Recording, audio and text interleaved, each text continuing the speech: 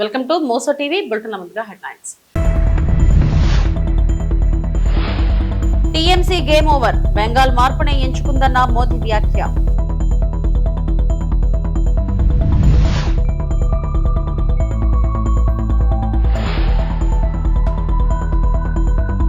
బెంగాల్కు స్థానికుడే సీఎం, అమిత్ షా స్పష్టం.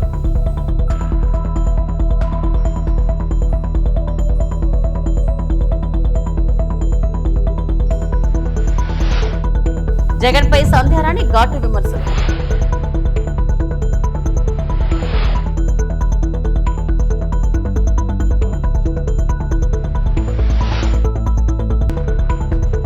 బీజేపీ కార్యాలయంలో ప్రీతిరెడ్డి చేరికపై స్పష్టత.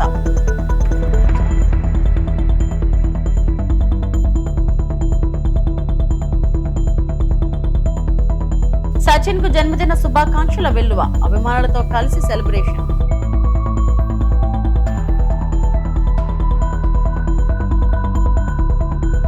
పశ్చిమ బెంగాల్లో తొలి దశ పోలింగ్ అనంతరం రాజకీయ వాతావరణం మరింత వేడెక్కింది.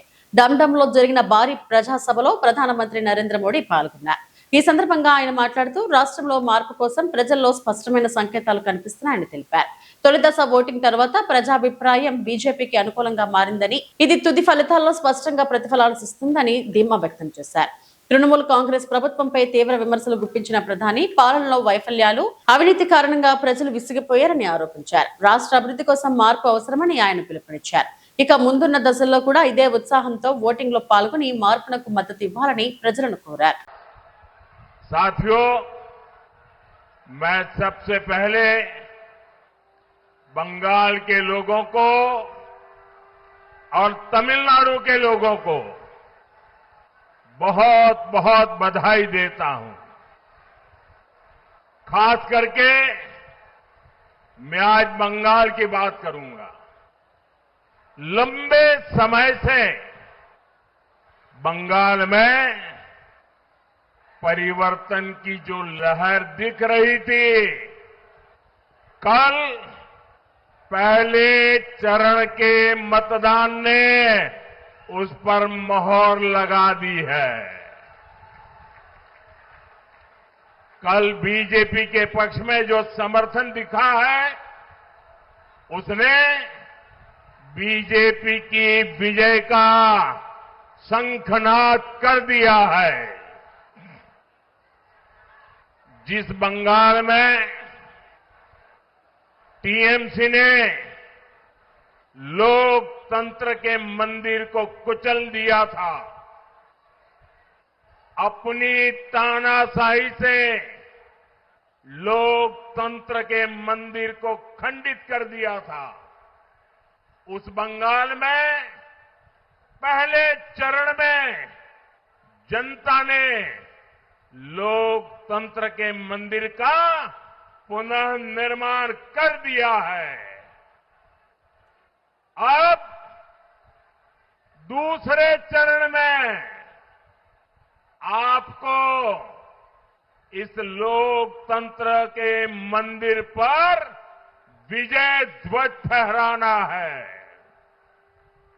పశ్చిమ బెంగాల్ రాజకీయాల్లో కీలక వ్యాఖ్యలు చేశారు కేంద్ర హోంమంత్రి అమిత్ షా. రాష్ట్రంలో జరుగుతున్న రాజకీయ ప్రచారంపై స్పందించిన ఆయన ప్రస్తుత నాయకత్వం తప్పుడు ప్రచారం వ్యాప్తి చేస్తుందని ఆరోపించారు.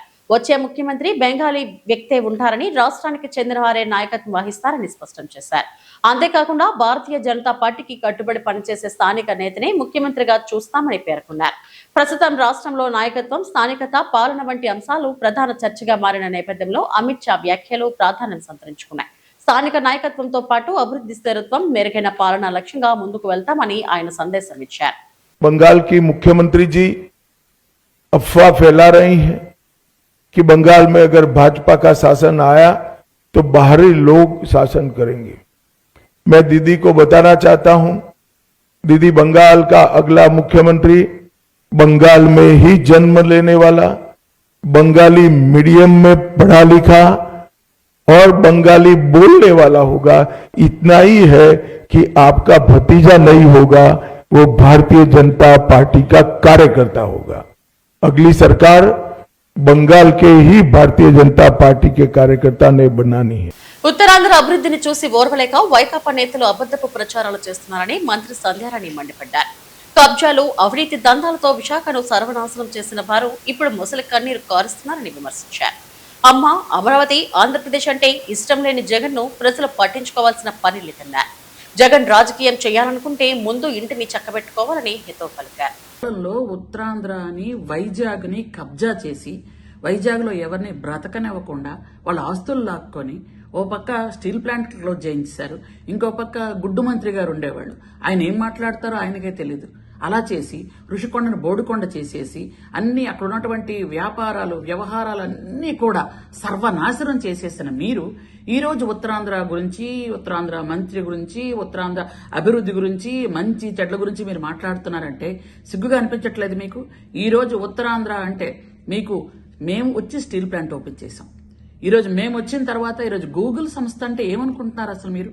అట్లాంటిది వైజాగ్ వచ్చింది గూగుల్ సంస్థ మా చంద్రబాబు నాయుడు గారి వల్ల, మా లోకేష్ బాబు గారి వల్ల ఈరోజు గూగుల్ సంస్థ వచ్చింది అని అంటే తలెత్తుకుని గర్వంగా మేము ముందుకెళ్తున్నాం. ఈరోజు అనకాపల్లిలో ఆర్సిలమెటల్ వచ్చింది అని అంటే మీ ఉత్తరాంధ్రకి అది ఎంత మంచి ఇది. ఈ రోజు వచ్చి యూనివర్సిటీలు, గిరిజన యూనివర్సిటీ పార్వతీపురం వచ్చింది అని అంటే, అలాగే కొన్ని యూనివర్సిటీలు అన్ని కూడా ఉత్తరాంధ్రలో అన్ని యూనివర్సిటీలు వస్తున్నాయి అని అంటే, ఈ రోజు ఆంధ్ర యూనివర్సిటీలో 100 రోజుల పండగ ఎంత ధైర్యంగా చేసుకుంటున్నారు. ఆ రోజు మీరు వస్తే ఆంధ్ర యూనివర్సిటీ ఏమైపోద్దని భయపడేవాళ్ళు. ఎక్కడ మీరు పార్టీ తాలూకా మీటింగ్లు పెడతారని భయపడి వీసీలు పారిపోతుండేవాళ్ళు. ఈ రోజు మీరు మాట్లాడుతున్నారే ఉత్తరాంధ్ర అభివృద్ధి జరిగింది అని అంటే మా వల్లే జరుగుతుంది. అది మా కూటమి ప్రభుత్వం వల్లే జరుగుతుంది. ఈ రోజు మీరు ఆ ఋషికొండను కొట్టించి బోడుకొండ చేసి దాని మీద ఎందుకు పనికి రాకుండా ఒక బిల్డింగ్ కట్టారు. ఈ రోజు ఆ బిల్డింగ్ చూస్తేనే భయపడుతున్నారు అందరూ. దాన్ని ఓపెన్ చేయాలంటే భయపడుతున్నారు. దీని రెంట మనం కట్టుకోగలుగుతామా, దీన్ని మనం మోయగలమా అనే భారంతో అందరూ చూస్తున్నారే. ఈ రోజు ఏదైనా ప్రతిదీ కూడా ఐటీ హబ్ అంటే విశాఖపట్నం కనిపిస్తుంది. విశాఖపట్నంలో అందరూ కూడా మంచి వాళ్ళు అని అందరికీ తెలుసు. ఆ మంచితనాన్ని మీరు చాలా దౌర్జన్యాలు చేసి వాళ్ళందరినీ భయభ్రాంతులు చేసి విశాఖపట్నాన్ని దౌర్జన్యంగా దోచుకున్నారే మీ జగన్మోహన్ రెడ్డి అనుచరులు. ఈ రోజు ఇంకా మళ్ళీ ఉత్తరాంధ్ర గురించి మొసర కన్నీళ్లు కారుస్తున్నారు కదా. ఈ రోజు మళ్ళీ చంద్రబాబు నాయుడు గారు ఈ రోజు అనకాపల్లిలో ఇంకొక శంకుస్థాపన జరుగుతుంది. నెల్లూరు నగరంలోని నూతన జిల్లా పరిషత్ సమావేశ మందిరం నందు జరిగిన సమావేశంలో ఎమ్మెల్సీ కళ్యాణ్ చక్రవర్తి మాట్లాడుతూ వెంకటగిరి నియోజకవర్గంలోని డక్కిలి మండలం ఆల్తూరుపాడు రిజర్వాయర్ కు 679.20 కోట్ల అనుమతులు ఇచ్చిన రాష్ట్ర ముఖ్యమంత్రి చంద్రబాబు నాయుడుకి కృతజ్ఞతలు అని, లక్షలాది మందికి ఆ రిజర్వాయర్ జీవనాధారమని ఎమ్మెల్సీ కళ్యాణ్ చక్రవర్తి అన్నారు. ఆల్తూరుపాడు రిజర్వాయర్ చాలా సందర్శన జరిగింది.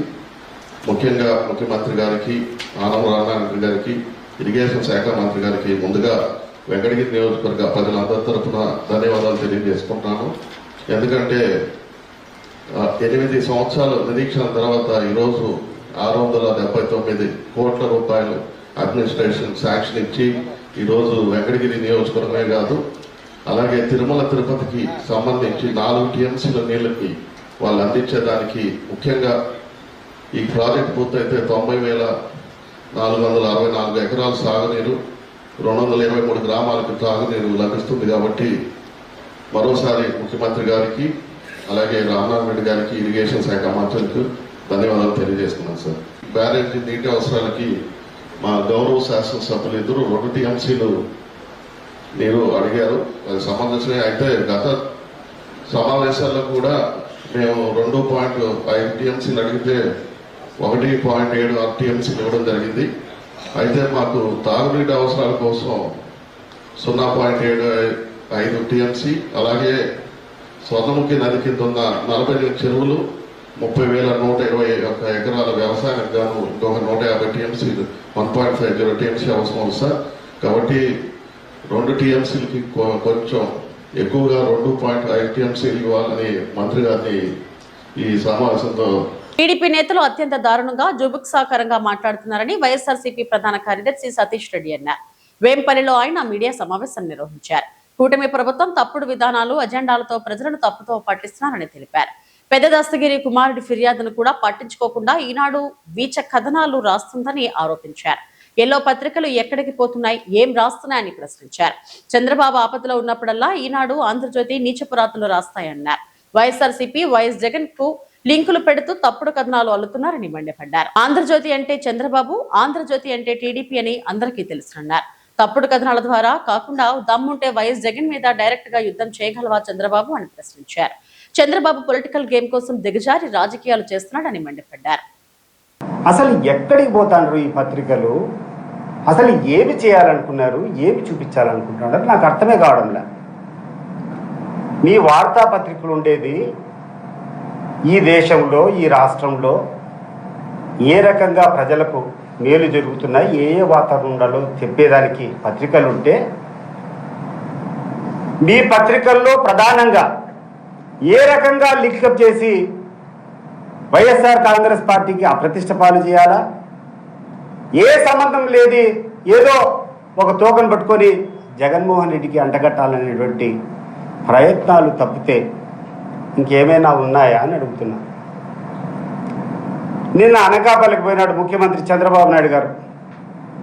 ఆడ ఏదో పబ్లిక్ కార్యక్రమం, ఏదో నువ్వు చేసేటువంటి మేలో నీ డెవలప్మెంట్ ఏదో మాట్లాడాల్సినటువంటి పరిస్థితులు ఉంటే అది వదిలిపెట్టి వివేకానంద రెడ్డి హత్య కేసు దగ్గర నుంచి అలిపిరిలో జరిగినటువంటి సంఘటన వరకు మాట్లాడుతూ ప్రతి ఒక్క దానికి వైఎస్ఆర్ కాంగ్రెస్ పార్టీనో జగన్మోహన్ రెడ్డో ఎవరినో లింకప్ చేసేటువంటి ప్రయత్నాలు జరుగుతూ ఉన్నాయి.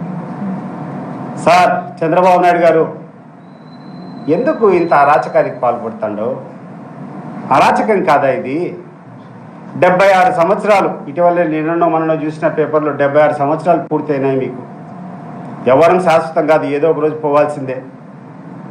మామూలుగా వయసు పెరిగే కొద్దీ చాలా బాధ్యతగా వ్యవహరిస్తాం, 10 మందికి జవాబుదారీగా ఉండేదానికి ప్రయత్నం చేస్తాం.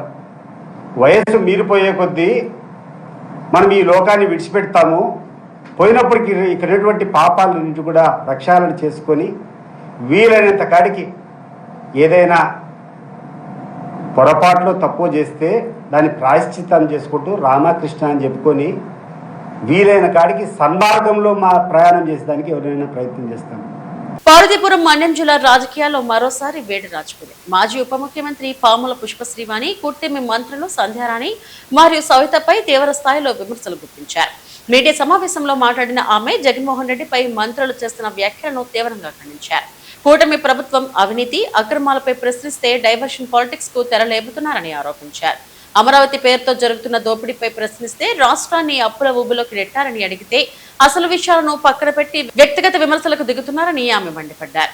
మంత్రులు మీడియా ముందు గట్టిగా మాట్లాడితే అబద్ధాలు నిజాలు కావని, నిజాలు అబద్ధాలు కావని స్పష్టం చేశారు.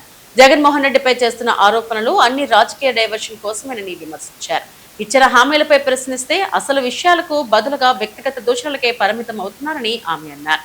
అలాగే వివేకానంద రెడ్డి హత్య కేసులో జగన్మోహన్ రెడ్డికి సంబంధం లేదని సుప్రీంకోర్టు సిబిఐ చెప్పిందని గుర్తు చేశారు.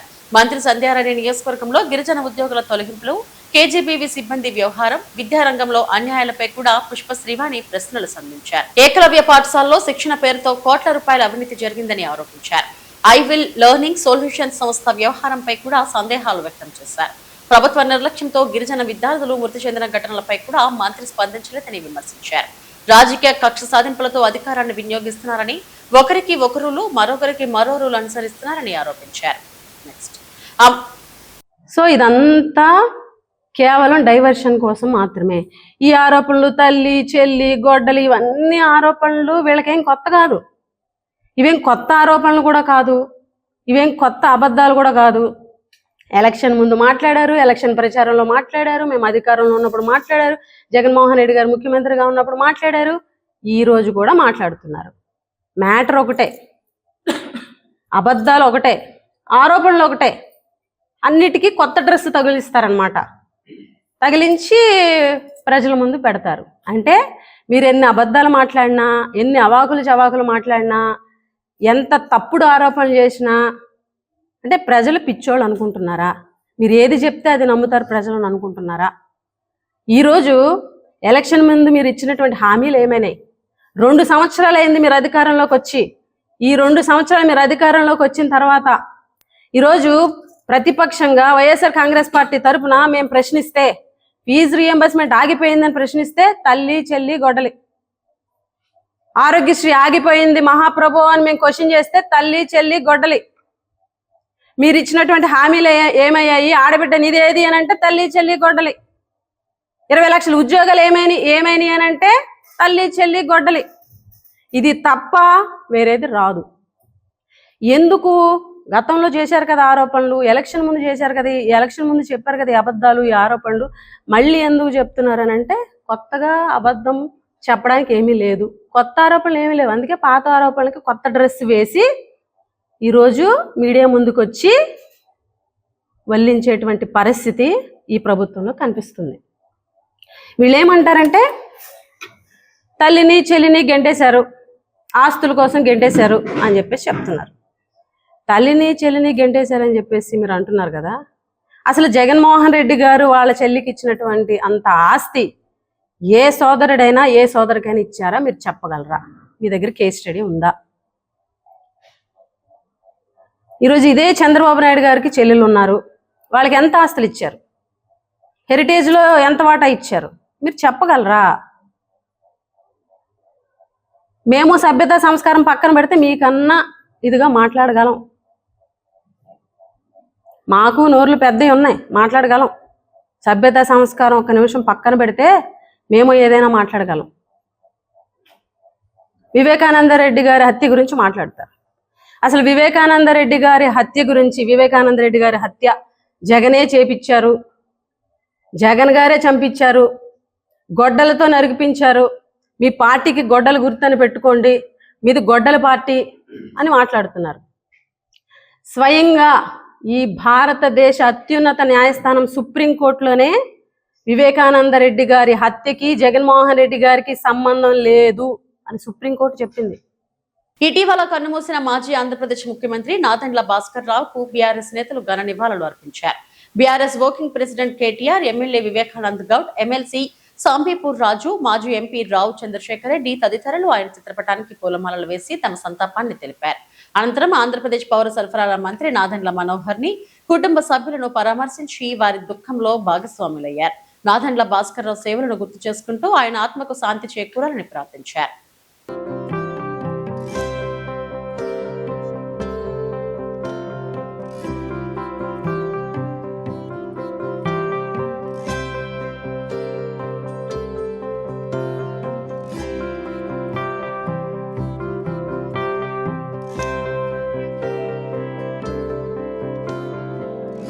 తెలంగాణ రాజకీయాల్లో ఇవాళ ఓ ఆసక్తికర పరిణామం చోటు చేసుకుంది. బీఆర్ఎస్ ఎమ్మెల్యే మాజీ మంత్రి మల్లారెడ్డి కోటలో ప్రీతిరెడ్డి బీజేపీ కార్యాలయాన్ని సందర్శించారు.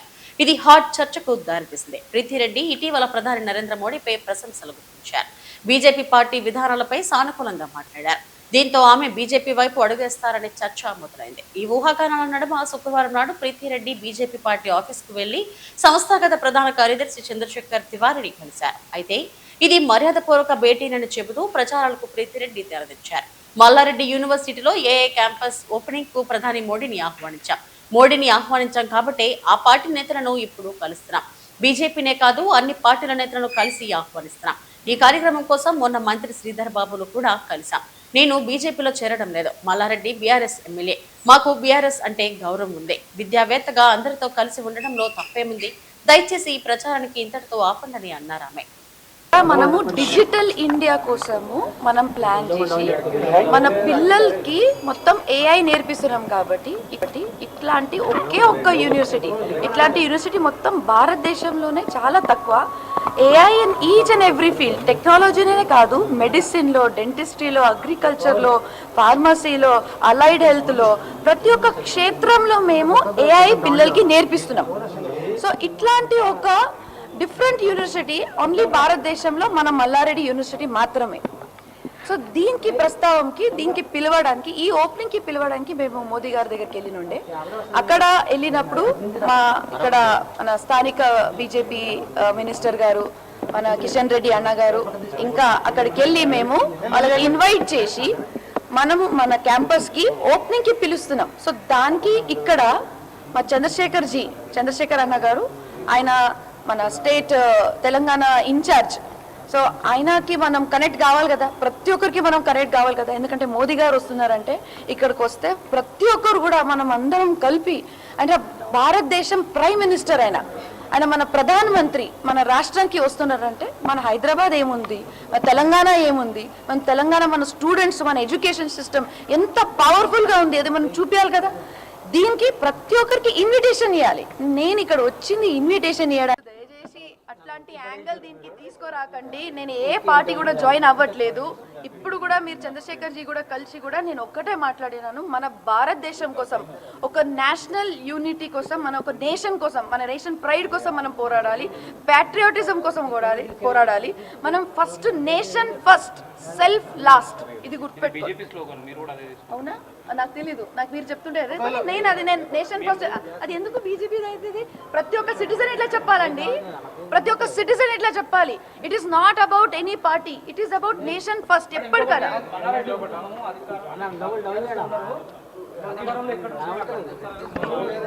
చూడండి, మీరు ఒక మాట చెప్తున్నాను, మల్లారెడ్డి గారు ఒక పెద్ద మనిషి, ఆయన ఎమ్మెల్యే, ఆయన బీఆర్ఎస్లో MLA. We have a lot of respect for the BRS party, దాంట్లో డౌట్ లేదు. అది కాకుండా మేము ఇది చేసేది ఓన్లీ ఫర్ ఎడ్యుకేషన్. నేను ఇది పోరాడేది ఓన్లీ, నేను ప్రతి ఒక్కరితో టచ్ లో ఉంటున్నాను. నేను ఇక్కడ మన లోకల్ మినిస్టర్, కాంగ్రెస్ మినిస్టర్ తో కూడా టచ్ ఉంటున్నాను, బీఆర్ఎస్ మినిస్టర్, మన ఇది మొత్తం పార్టీతో టచ్ ఉంటున్నాను, బీజేపీ వాళ్ళతో టచ్ ఉంటున్నాను. తప్పేముంది, అందరితో టచ్ ఉండడంలో తప్పలేదు కదా. I'm educationist. నేను ఒక పార్టీ చూస్ చేయలేను. ఒక ఎడ్యుకేషన్ మాదిరిగా చూడాలంటే పార్టీ కాదు, ఇక్కడ అందరు కలిసి పనిచేయాలి. మొన్న నేను శ్రీధర్ బాబు గారి దగ్గర కూడా వెళ్ళాను, అక్కడ కూడా ఆయన కూడా నేను మొన్న ఇన్విటేషన్ ఇచ్చాను. అందరికి ఇస్తున్నాను కదా, ప్రతి ఒక్కరు కలుస్తున్నాను నేను. సో ఇది it is not a party concern సిచ్యువేషనే కాదు, ఇది ఎడ్యుకేషన్ కోసం మాత్రమే, డిజిటల్ ఇండియా కోసం మాత్రమే, స్కిల్ కోసం మాత్రమే, అంతే. దయచేసి అట్లాంటి యాంగిల్ దీనికి తీసుకురాకండి. నేను ఏ పార్టీ కూడా జాయిన్ అవ్వట్లేదు. ఇప్పుడు కూడా మీరు చంద్రశేఖర్ జీ కూడా కలిసి కూడా నేను ఒక్కటే మాట్లాడినాను, మన భారతదేశం కోసం, ఒక నేషనల్ యూనిటీ కోసం, మన ఒక నేషన్ కోసం, మన నేషన్ ప్రైడ్ కోసం మనం పోరాడాలి, ప్యాట్రియాటిజం కోసం పోరాడాలి. మనం first nation first, self last, ఇది గుర్తుపెట్టుకోండి. అవునా, నాకు తెలీదు, నాకు మీరు చెప్తుంటే నేను నేషన్ ఫస్ట్, అది ఎందుకు బీజేపీ అవుతుంది? ప్రతి ఒక్క సిటిజన్ ఇట్లా చెప్పాలండి, ప్రతి ఒక్క సిటిజన్ ఇట్లా చెప్పాలి. It is not about any party, it is about nation first. ఎప్పటికరా తిరుపతిలో ప్లాన్ చేస్తున్నాం, ఇది మన పక్క రాష్ట్రం తెలంగాణ, తెలుగు రాష్ట్రం ఇంకోటి ఏముంది, తెలంగాణ తర్వాత ఆంధ్రప్రదేశ్. ఏం రాజస్థాన్ లో ఏం అనుకోవట్లేదు, వేరే స్టేట్ లో ఏం అనుకోవట్లేదు. అనుకున్నప్పుడు ఫస్ట్ నేను మీకు ఇన్ఫర్మేషన్ ఇస్తాను, ఫస్ట్ గుడ్ న్యూస్ అని మీకు ఇస్తాను. ఇప్పుడు ప్రోగ్రామ్ ఇంకా ఇది కాలేదు, వీఆర్ ప్లానింగ్. ఇంకా డేట్ ఆయననే ఇస్తానన్నారు కాబట్టి, ఆయన డేట్ ఇచ్చిన తర్వాత 100% నాకన్నా ఎక్కువ ముందే మీకే తెలుస్తుంది కాబట్టి అది ప్రాబ్లం లేదు. ఆయన వస్తున్నారంటే నేనే మీకు ఇన్విటేషన్ ఇస్తా, ప్రతి ఒక్కరికి పర్సనల్ ఇన్విటేషన్ నేనే ఇస్తాం. ఎందుకంటే అది ఒక ప్రౌడ్ మూమెంట్ ఆయన మా క్యాంపస్ లో రావడం. అది దానికి సంబంధం లేదన్నా, అసలు దానికి సంబంధమే లేదు. నేను పార్టీ లేదు, నేను ఏం యాక్టివిటీ చేసినా అట్లాంటి ఏమి యాక్టివిటీ చేయట్లేదు. నేను చేసేది ఇప్పుడు ఏదైనా పండుగ వస్తే, హనుమాన్ జయంతి వస్తే, నాకు ఒక దగ్గర పిలిస్తే నేను అక్కడ వెళ్ళి నేను హనుమాన్ జయంతి కోసం పాట పాడితే దానికి బీజేపీకి సంబంధం ఏముంది? నేను హిందూ కాదా? ఒక్క నిమిషం నేను చెప్తున్నాను, సీట్ కోసం అడగడం కాదు, క్లియర్ గా చెప్తున్నాను. మోదీ గారికి కలవడం కారణం ఆయన గెస్ట్ ఆఫ్ ఆనర్ గా, మనకి చీఫ్ గెస్ట్ గా opening invitation, opening of our digital India skill centre కోసం ఓపెన్ చేయడానికి ఆయనకు పిలుస్తున్నాం, అంతే. అమలాపురంలో కాపు యువత సాక్షి టీవీలో ప్రసారమైన కథనాలపై తీవ్ర ఆగ్రహం వ్యక్తం చేస్తూ జిల్లా ఎస్పీ రాహుల్ మీనాకు ఫిర్యాదు చేశారు. సాక్షి మీడియాలో వచ్చిన వార్తలు సత్యదూరం అని, అవి దుష్ప్రచారం కలిగించేవిగా ఉన్నాయని వారు ఆరోపించారు. ప్రత్యేకంగా బుచ్చ చౌదరిపై అనుచిత వ్యాఖ్యలు చేస్తూ కులాల మధ్య విభేదాలు రేకెత్తించేలా కథనాలు రూపొందించారని కాపు యువత మండిపడ్డారు. ఈ విధమైన ప్రసారాలు సమాజంలో శాంతి భద్రతలకు భంగం కలిగించే అవకాశం ఉందని ఆందోళన వ్యక్తం చేశారు. సాక్షి టీవీ యాజమాన్యం మరియు ఎడిటోరియల్ విభాగంపై తక్షణ చర్యలు తీసుకోవాలని ఎస్పీని కోరారు. కేవలం కాపు సమాజాన్ని లక్ష్యంగా చేసుకుని దాడులు జరుగుతున్నట్టు చూపించడం హేయమైన చర్య అని విమర్శించారు. ఇకపై కులాల మధ్య చిచ్చు పెట్టే విధంగా ప్రసారాలు చేస్తే సహించబోమని హెచ్చరిస్తూ సాక్షి టీవీపై నిషేధం విధించాలని కూడా వారు డిమాండ్ చేశారు.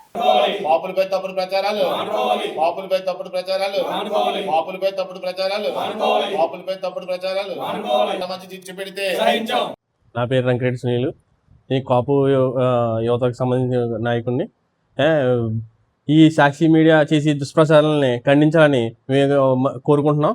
ఇలాంటి దుష్ప్రచారాల వల్ల మా యువకులు అందరూ చాలా ఇబ్బందులు పడాల్సి వస్తుంది. ఈ ఇబ్బందులకి ఈ యువత కానీ మా కాపుకు సంబంధించిన నాయకులు కానీ ఇలా దుష్ప్రచారాలు చేయడం వల్ల మా నాయకులందరూ ఇబ్బందులు పడాల్సి వస్తుంది. ఈ సాక్షి మీడియాని బ్యాన్ చేయాలని కోరుకుంటున్నాం. పేరు ఎందుకు ఆనందండి, నాది అమలాపురం. ఈరోజు సాక్షి మీడియాలో వచ్చిన కథనం వల్ల కులాల మధ్య విద్వేషాలు రేకొట్టడానికి ప్రయత్నిస్తున్నారు. ఇటువంటి కథనాల వల్ల కులాల మధ్య ఉన్న మంచి సాంప్రదాయాన్ని విఘ్నితం చేయడానికి ప్రయత్నిస్తున్నారు. ఇది కరెక్ట్ పద్ధతి కాదు. గతంలో ఇదే విధంగా అమలాపురంలో జరిగిన అల్లర్లో చాలామంది యువత చదువుకున్న విద్యార్థులు చాలా ఇబ్బందులు పడ్డారు. మళ్ళీ అదే పునరావృతం చేయటానికి ఈ గవర్నమెంట్ మీద బురద చల్లటానికి చంద్రబాబు నాయుడు మీద ఈ రకమైన దుష్ప్రచారం చేయటానికి ప్రయత్నిస్తున్నారు. ఈ సాక్షి మీడియా ద్వారా ఇటువంటి కథనాల వల్ల యువత అందరూ చాలా ఇబ్బంది పడుతున్నారు. ఇది గతంలో మేము చాలా ఇబ్బందులు పడ్డాం. ఈసారి అలా ఇబ్బంది పడకుండా ఉండాలని చెప్పి మా యువత అంతా ముందుకు వచ్చి ఈరోజు జిల్లా ఎస్పీ గారికి ఈ సాక్షి మీడియా మీద, సాక్షిని సోషల్ మీడియా మీద కూడా మేము కంప్లైంట్ ఇవ్వడం జరిగింది. ఇది మళ్ళీ రిపీట్ అవ్వకుండా సరైన కఠిన నిర్ణయం తీసుకుని మీడియా మీద చర్యలు తీసుకోవాల్సిందిగా కోరి ప్రార్థిస్తున్నాం. క్రికెట్ దిగ్గజం సచిన్ టెండూల్కర్ 53వ పడిలోకి అడుగుపెట్టారు. నేడు ఆయన పుట్టినరోజు సందర్భంగా ముంబైలోని నివాసం వద్దకు అభిమానులు భారీగా తరలి వచ్చారు.